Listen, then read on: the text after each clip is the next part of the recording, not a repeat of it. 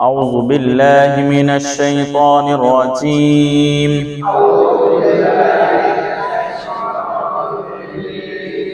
بسم الله الرحمن الرحيم ربي زدني علما ربي زدني علما ربي زدني علما বলেন আরবি হরফ কতটি? মাখরাজ কতটি? হরফ উচ্চারণ হয় কয় জায়গা থেকে? 1 নাম্বার, 2 নাম্বার, 3 নাম্বার। ঠোঁট থেকে কয় অক্ষর?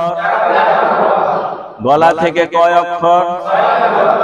জিহ্বা থেকে কয় হরফ? জিহ্বার ভাগ কয়টা? এটা কোরআন শিক্ষা করার জন্য কয়টা ইলম লাগবে? 1 নাম্বার হরফ। আমরা হরফ শিখেছিলাম, তাই না? তো হরফের মধ্যে আরবি যে হরফগুলো আছে তার মধ্যে থেকে ছোট হাতের যেগুলো, ওগুলোর ব্যবহার কোরআনে কি বেশি।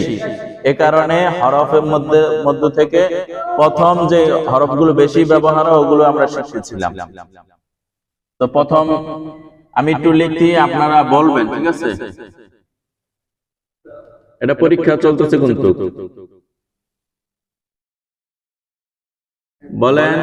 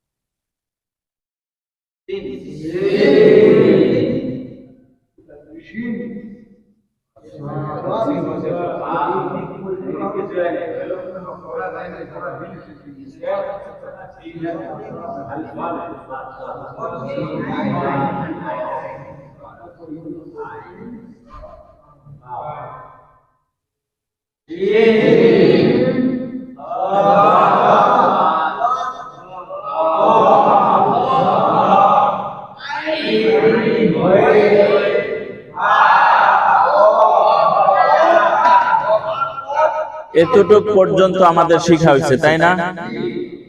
এতটুক পর্যন্ত আলহামদুলিল্লাহ পারতেছেন তো আপনারা?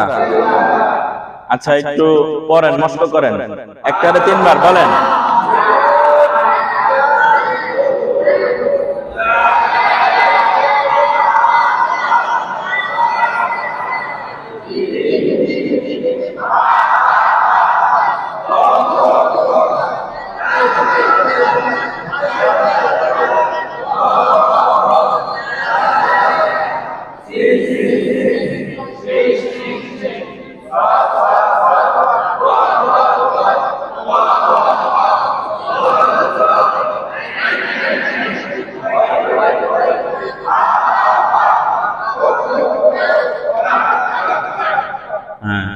আলহামদুলিল্লাহ বলেন। কালকার চাইতে লেখা সুন্দর হইতেছে না? আমি বেলুনটা কাটতে লইছি, যা মেকানিং করছি, বুঝছেন?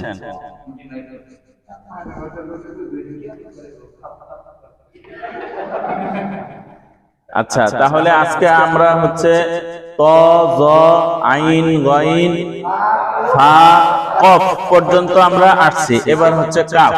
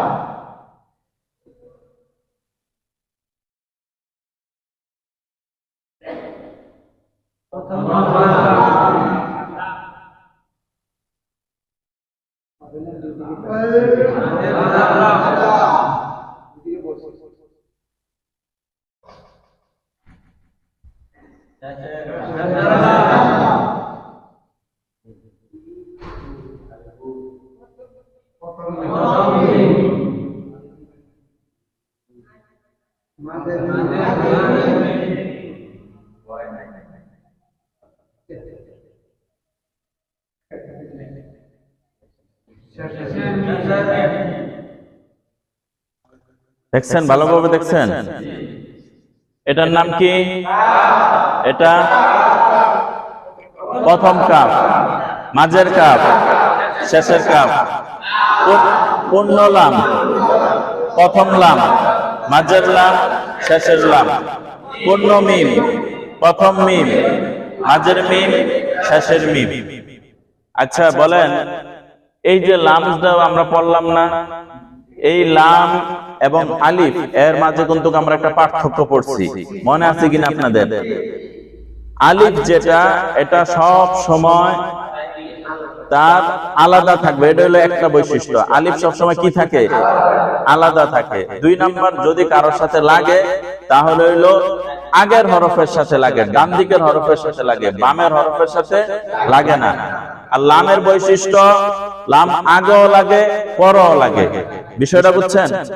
যেমন ধরেন, এই যে লম্বা একটা দাগ, এখানে আমি একটু বাড়াই দিছি, এখানে যদি আমি একটা অক্ষর লিখি, দেখেন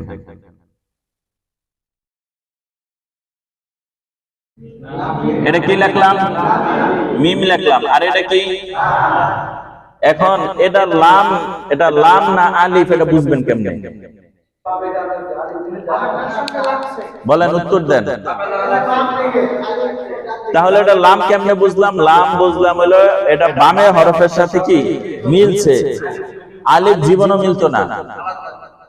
আলিফ হইলে এক নম্বরে আলাদা থাকবে, দুই নাম্বার যদিও লাগে আগের হরফের সাথে কি মিলবো, পরের হরফের সাথে মিলবো না। বলেন, এখানে লামটা আগে না মিমটা আগে? লামের এটা কোন পাশ আর এটা কোন পাশ? আপনাদের খেয়াল আছে কিনা? আমি কিন্তু চারটা দিক পড়াইছি, ডাইন বাম, ডাইন বাম, উপরে নিচে, মনে আছে? এখন বলেন, এই যে লামের ডান পাশ কোনটা? আদান ওদিকে, এটা ডান পাশ। লামের বাম পাশ কোনটা? এখন লম্বা একটা দাগ দেওয়ার পরে যদি বাম পাশের হরফের সাথে মিলে তাহলে এটা কখনো আলিফ না, এটা আলাম।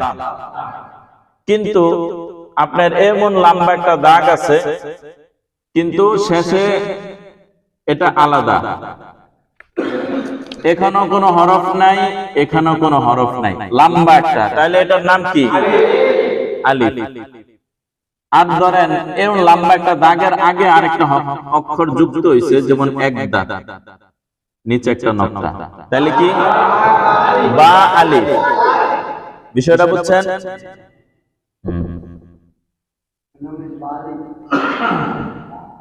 তাহলে এটা হচ্ছে লাম। এই দেখছেন, মাথাটা থেকে বের করে দিছি, মানে লাম ডাইনে বামে দোনো দিকে কি মিলে। লাম যে ডাইনে বামে মিলে, মাঝখানের লাম দেখলেই বোঝা যায়। এই যে দেখেন মাঝখানের লম্বা, এটা তো লাম আলিফের মতন, এদিক দিয়ে একটু বাড়ছে, এদিক দিয়ে একটু বাড়ছে, মানে হাত ছাড়াই দিছে, বুঝছেন? অর্থাৎ হ্যাঁ, আমাদের হাত আছে না, তো আমাদের ডাইন হাতও জিনিস ধরে, বাম হাতও কি। ব্যাগ হইলো দুইটা, আপনারা যদি দুইটা দেয় দুই হাতে, তাহলে এমনি ধরতে পারবো না? ধরতে পারবো। তো লামের ক্ষমতা হইলো দোনো সাইড কি করে, ধরতে পারে। এখন দেখেন, আমি আপনাদেরকে মিলাইলে আপনারা বলতে পারবেন। এটা নিচে এক নকটা দিলাম,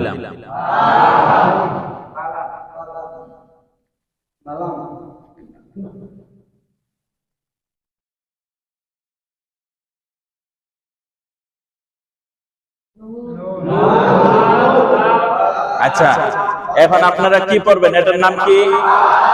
এটার নাম কি? এটার নাম, সবাই বুঝতেছেন? বুঝতেছেন?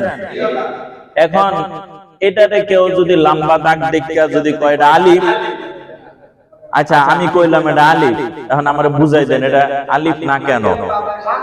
বলেন সবাই। হ্যাঁ, এটা প্রথমেই বোঝা যাইতেছে লম্বা দাগ হইলেই খালি আলিফ হয় না, কারণ আলিফ তার ডাইনে মিলে, বামে তো মিলে না। আর এখানে দেখা যাইতেছে ডাইনেও মিলছে বামও মিলছে, ডাইনে দিছি বা পরে একটা লম্বা দাগ, পরে আবার বামে মিলছে কি নুন, তাহলে এটা কখনো কি আলিফ হবে? এটার নাম কি হইব? বা। এবার দেখেন, এবার বলেন, খেয়াল করেন, বলেন তো এবার কি হইছে? বা আর কি হইছে? আলিফ হইছে।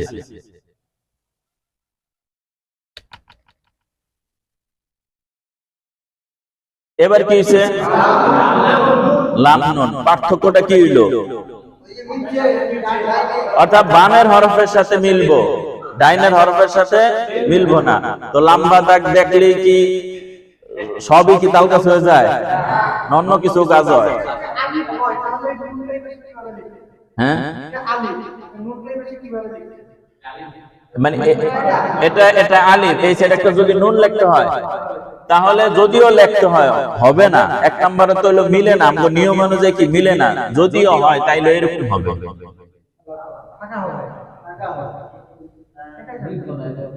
যদিও হয় না তারপরও দিলাম, তারপরও দেখেন যদি এটার আলিফ বানাইতে হয় তাহলে এটা মাঝখানে গ্যাপ থাকতে হইব, ফাঁকা থাকতে হবে। এটা হলো মাঝখানে ফাঁকা আছে না, এটার সাথে এটা মিল আছে, মিল নাই, তাহলে এটা আলিফ এটা নুন। আর মিললে কি হয়ে যাবে গা?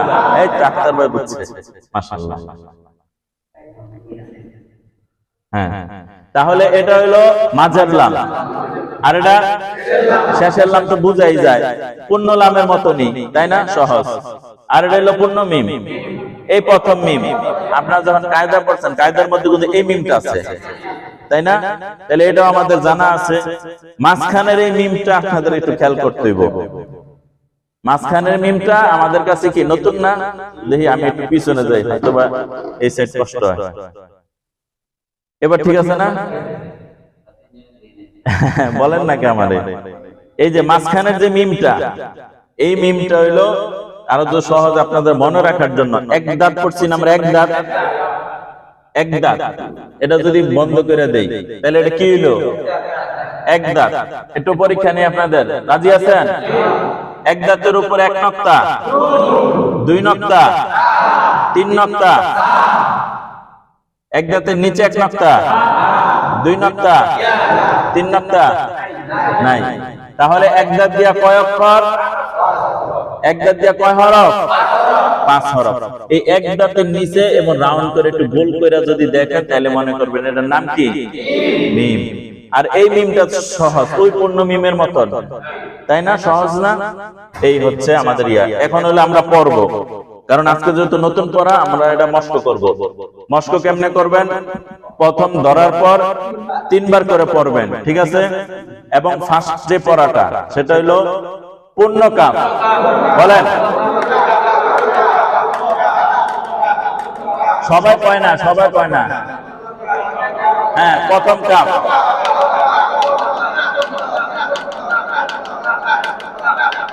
আমরা কি খিদা লাগিয়ে গেছে?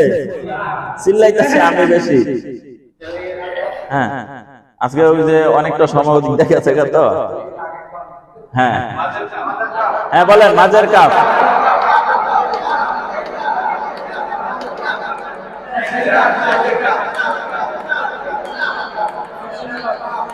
আবার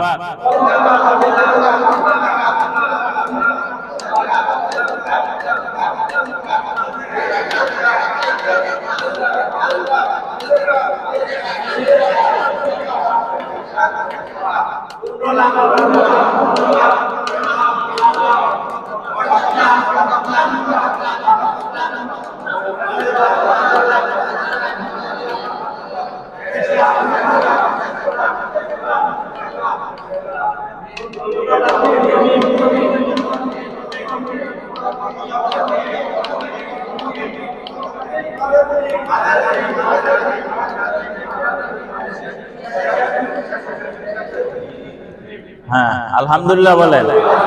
দোনো হাত উপরে উঠান, নারে তাকবীর। আওয়াজই তো হয় না। নারে তাকবীর। এবার একটু আওয়াজ হয়েছে, আপনামান। এবার এক ডান হাত উঠান, করছেন। এবার হলো মাঝ আর শেষ নাই, দ্বিতীয় স্টেপের পড়া ডাইরেক্ট। এখন কি বলেন?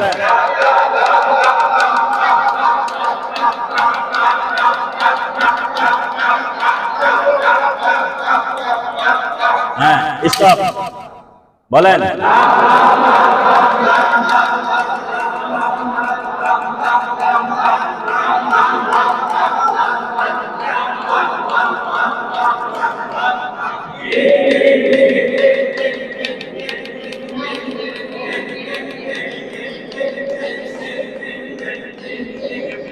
হ্যাঁ, আলহামদুলিল্লাহ। তো এতটুকুর মধ্যে পরীক্ষা হয়ে যাক, কি বলেন? এটা মুইসা দেবো না রাখবো? হ্যাঁ, খুব দ্রুত শেষ করতে হবে। নাইম মিয়া শুরু করো, বলো। বসো বসো বাবাটা। প্রথম করবে না, ডাইরেক্ট শব্দ বলবা। হ্যাঁ, তারপর তারপর তারপর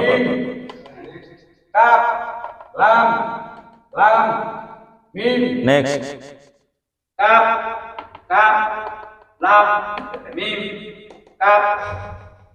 তারপর তারপর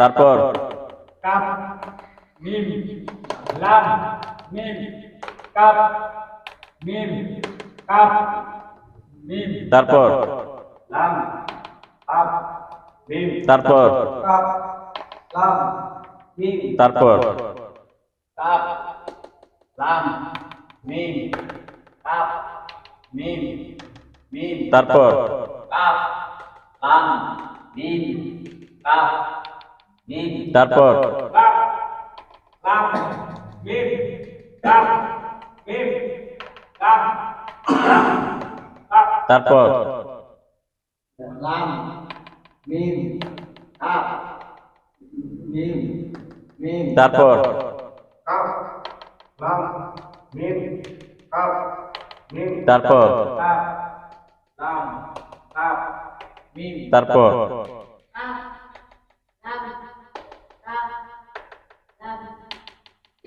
তারপর মিম মিম কাপ কাপ লাম তারপর কাপ কাপ ভালোভাবে দেখেন। হ্যাঁ, লাম মিম কাপ কাপ কাপ লাম মিম তারপর কাপ লাম মিম কাপ কাপ লাম মিম লাম মিম তারপর কাপ মিম কাপ মিম কাপ লাম তারপর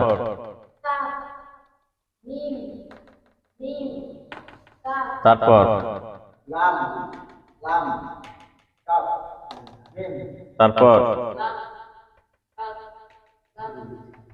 তারপর কাপ লাম মিম কাপ তারপর লাম মিম কাপ মিম লাম তারপর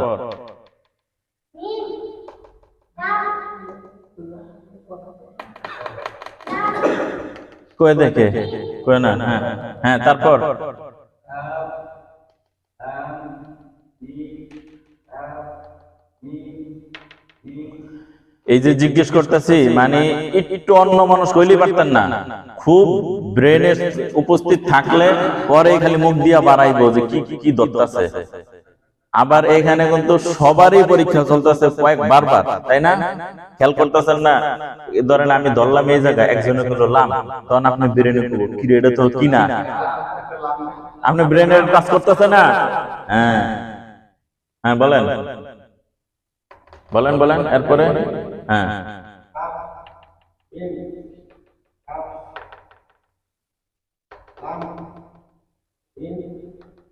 তারপর হ্যাঁ আচ্ছা হ্যাঁ হাবের সব মানুষ। আচ্ছা আলহামদুলিল্লাহ বলেন সবাই। তাহলে আমরা যে এতক্ষণ ছোট হাতের ইয়াগুলো লিখলাম, এটা যদি আমরা একটু ইয়া করে লিখি, পেঁচায় লিখি, তাহলে দেখেন কাফ, এরপরে কি লাম, এরপরে মিম, এরপরে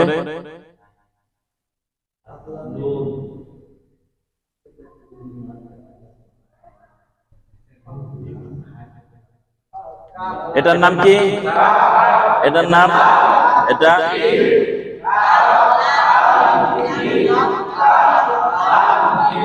হ্যাঁ।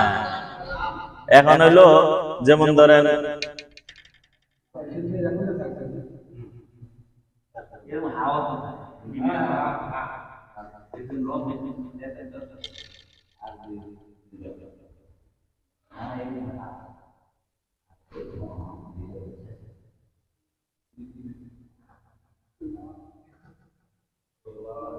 বলেন এটার নাম কি?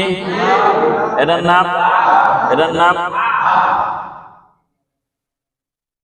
নাম আলিফ।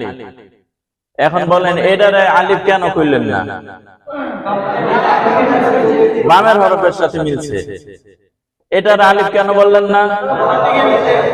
ডাইনে বামে হরফের সাথে মিলছে, এটার নাম হা, আমরা এটা জানি। এটারে লাম কেন বললেন না? আলিফ কারোর সাথে কি মিলে না, আর যদিও মিলে কার সাথে মিলবো?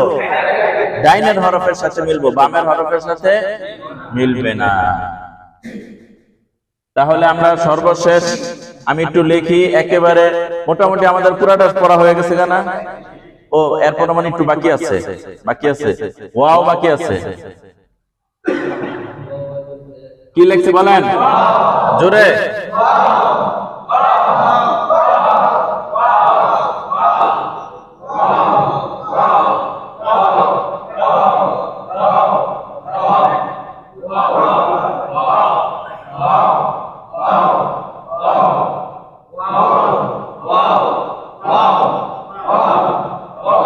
কি বুঝছেন? হ্যাঁ আলহামদুলিল্লাহ বলেন। এবার হইলো ওয়াও হা হামজা ইয়া ইয়া। তো এখানে হামজারও কি নাই, কোনো পরিবর্তন নাই। দেখেন নাম কি? জোরে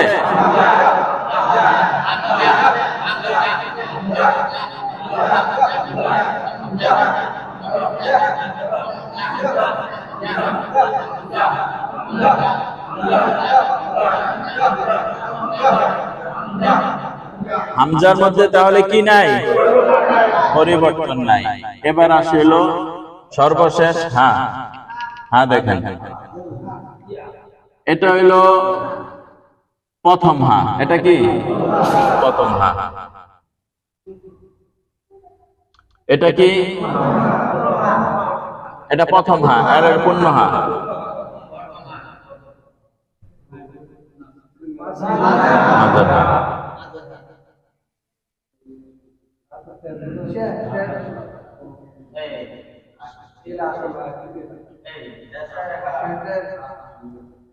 ধরেন এটার নাম কি? এটা কি? লাম হা। তাহলে এটা হইলো পূর্ণ হা, এটা প্রথম হা, মাঝের হা, শেষের হা। বলেন হাটা একটা ফুলের মতন, বুঝছেন?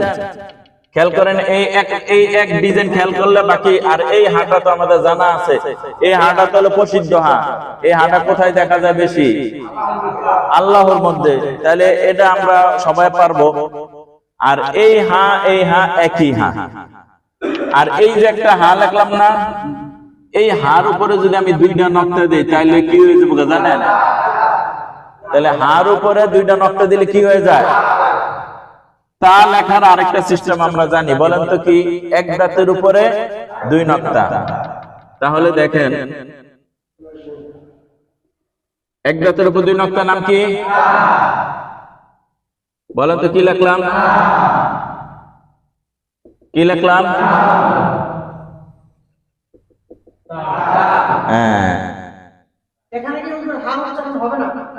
না, মানে নক্তা না থাকলে এটার নাম কি? নক্তা না থাকলে আর দুইটা নক্তা দিলে, তাইলে টোটাল তা আমরা কয়টা পাইলাম? 5টা। অরিজিনালটা আছে না? এই যে এটা হলো অরিজিনালটা। এটা কি? পূর্ণতা। এটা বলেন না সবাই? এটার নাম হলো গোলতা।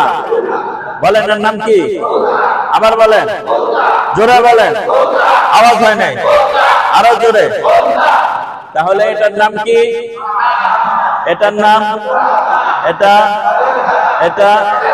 এটা গোলতা। হ্যাঁ, এরপর হচ্ছে ইয়া তো আমাদের জানা আছে, ইয়া আমরা ফার্স্টে কি শিখে বলছি। আর ইয়ার অবস্থাগুলো হলো এরকম। এটার নাম কি? ইয়া। এটা কি? এটা কি? তো ইয়া কি আমাদের শিখা হয়ে গেছে না? তাহলে আমরা এখন পুরাটা লিখতে পারি। কি বলেন? পুরাটা একসাথে লিখি, দেখেন কেমন হয়। বিসমিল্লাহ। হ্যাঁ, সময় তো শেষ। আচ্ছা, ঠিক আছে, খেয়াল করেন। কি লিখলাম?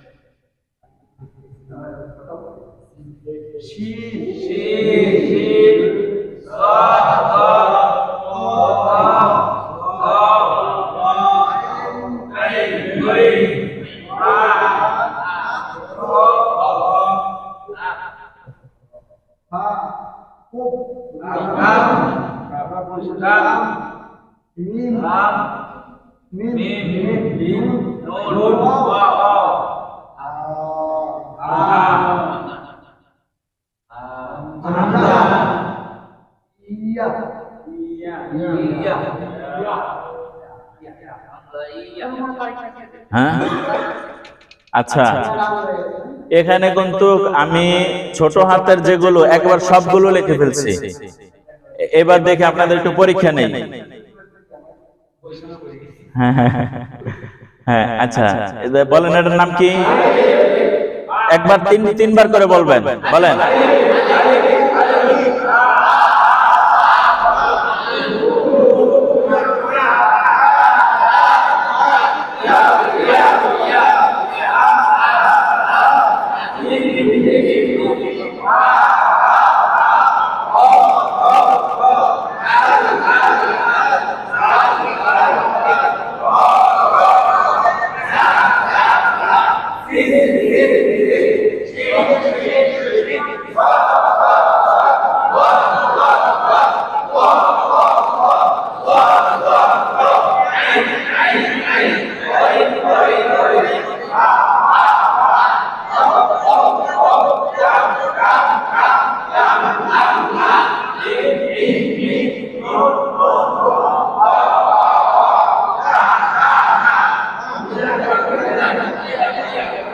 হ্যাঁ, আলহামদুলিল্লাহ বলেন। বড় হাতের একটা অক্ষরও লেখি নেই, সবগুলো কিন্তু আপনারা পারছেন, মোটামুটি পারছেন না? না তালে তালে পারছেন না? আলহামদুলিল্লাহ। তবে নুনটা ডাবল আসছে, ইয়াটা ডাবল আসছে, সমস্যা নাই, আপনারা বুঝছেন তো? আজকে যদি একটু সময় গেছে তাহলে আজকে এখানে ক্লাস আমরা শেষ করে দিই, ঠিক আছে? বলেন সুবহানাকাল্লাহুম্মা ওয়া বিহামদিকা আশহাদু আল্লা ইলাহা ইল্লা আনতা আস্তাগফিরুকা ওয়া আতুবু ইলাইক। বসেন, হাজিরা খাতার হাজিরা দিবেন সবাই ইনশাআল্লাহ। লাব্বাইক বলবেন জোরে। আর ছবি এখন তুললে না, একটু বাকি আছে, তাইলে আমি একটু লিখলে আপনারা বুঝবেন সহজে।